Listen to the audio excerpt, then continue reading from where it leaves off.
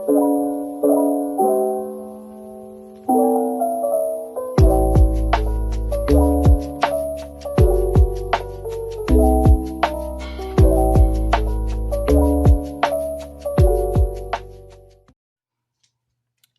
you guys. Morning.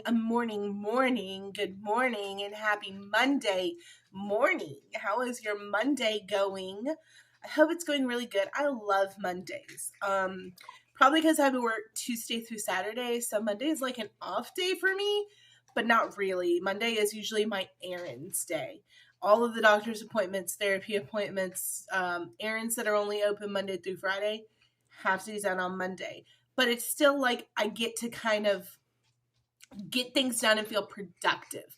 Monday is an extremely productive day for me because I work from home. So sometimes Tuesday through Saturday, even though I'm working, it feels like I'm not being very productive because I'm just sitting at my desk and I'm like, I should be doing more. I should be doing something.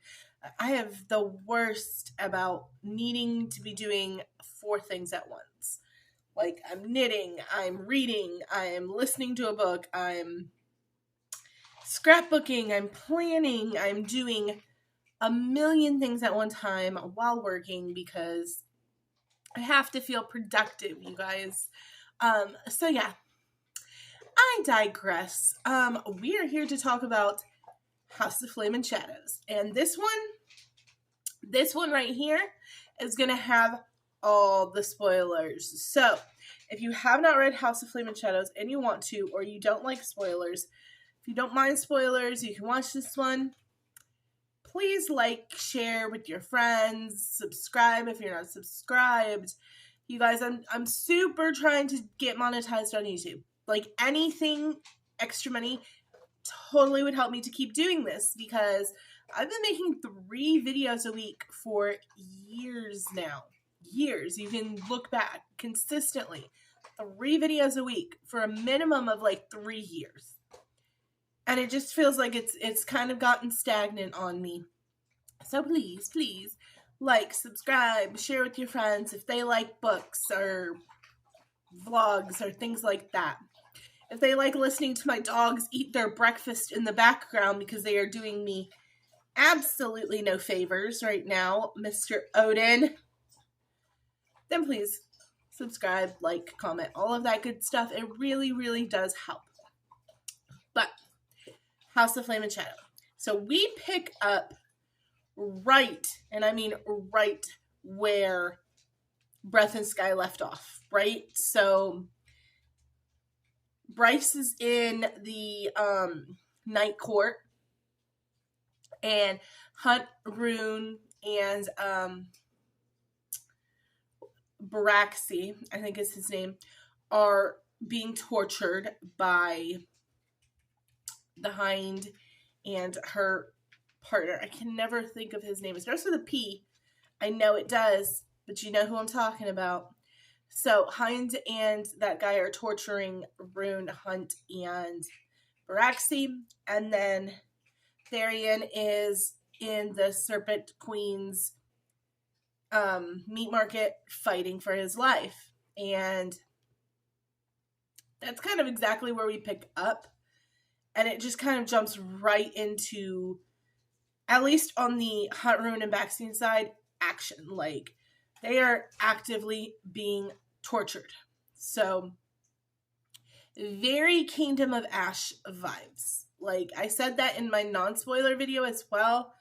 But the Kingdom of Ash vibes in this book are super strong. They're going through it. And I love my boy Rune. Rune, I am a Rune Danon girl.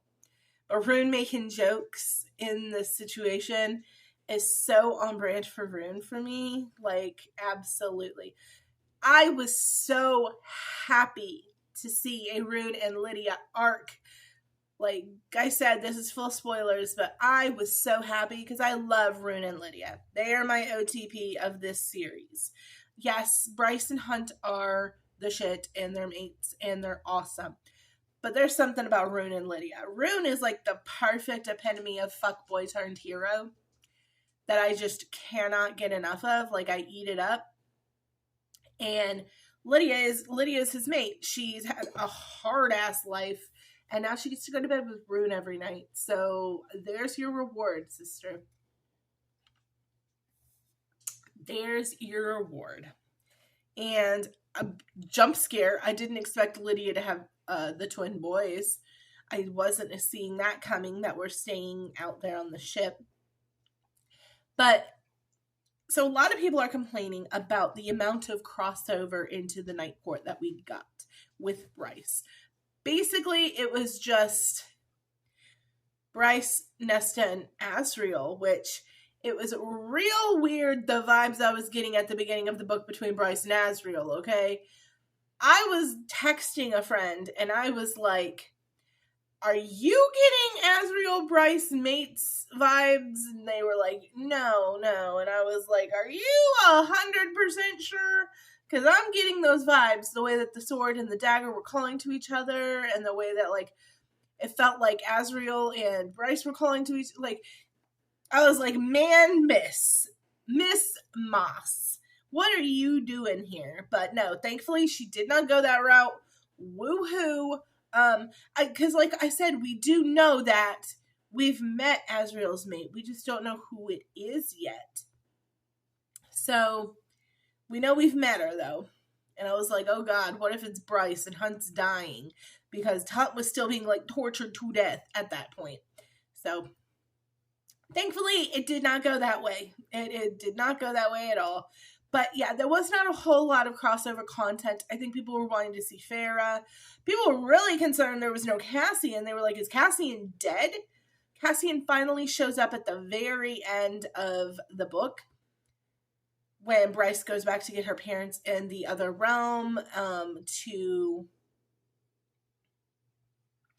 after she's defeated the Astari and everything. She goes back to grab her parents from where she stashed them, and Cassian has a brief appearance there. But people were concerned there was no Cassian content in the whole crossover. But here's the thing. Promises weren't made. People are like, we were promised crossover. No. SJM, out of her mouth, never promised a whole lot of crossover content. That was our expectations. That was us running with it by the way that book 2 ended. No promises by SJM were made that we were going to have a whole bunch of crossover, okay? Would we like to have seen Rhys and Cassian and Az flying through the air in Lunathian and kicking Asteri ass? Absolutely. But realistically, I had a feeling it wasn't going to happen. So we just got a lot of lore out of that whole situation. This was a lore-filled book, and if I had one complaint on this book, it would be that there was a lot of lore, and it was getting a little bogged down just a little bit. But this is still my favorite of the 3 books, just because I'm a Rune Danon girl, and there was a lot of Rune in this book. Book 1 did not have a lot of Rune in it. Book 2 was starting to build his character a little bit more. We got, some really good scenes. Rune Danon knew 3 things with absolute certainty. Come on. So as a Rune girl, I was really happy. I was happy to get the Declan and Flint content that we got. Met Flint's sister in this book, who ends up marrying Tharion, which I think they're a great pair. And I'm not going to lie to you, without that storyline, Flint's sister and Tharion, I don't know where we go with book 4. Because book 3 had a very good cohesive ending. I hope we just get a book 4 that kind of resolves the Serpent Queen storyline there, with Tharion and his mate or wife. I don't think they're officially mates yet. They're just married. But they haven't, hooked up or anything. They've not mated.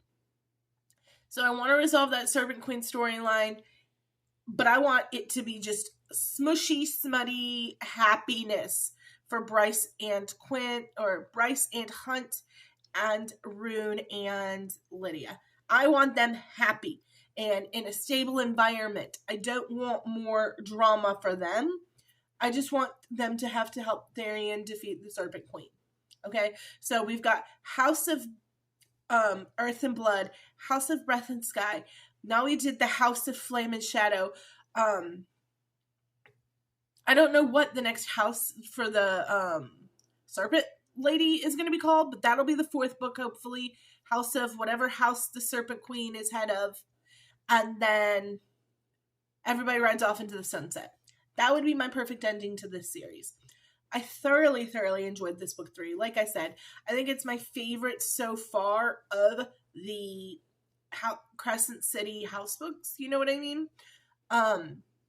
Just because of the amount of Rune, Declan, and Flynn character development and scenes, because those are my boys right there. I love them, and they were my favorite part of this series. I did love Bryce in book 1, because when she was working at the bookshop, you know me, I'm a book girly. So, also the sacrifice that is it Yesenia, something like that. The woman who owned the bookshop, I think her name's Yesenia.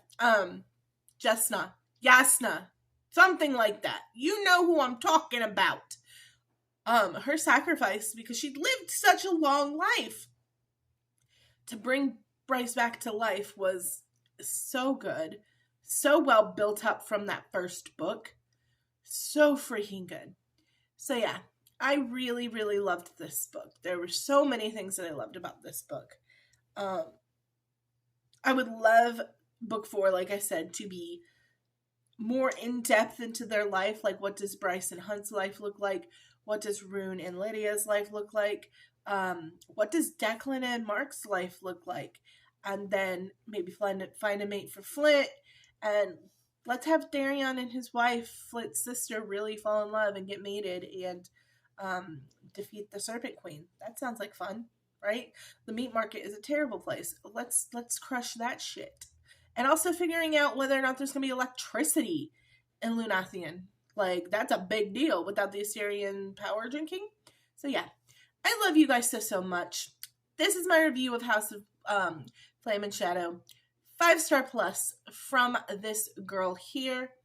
It was amazing. It was really good. I was not let down by the amount of crossover content like a lot of people were. I thought that it was sufficient. Would I have liked more? Fuck yeah.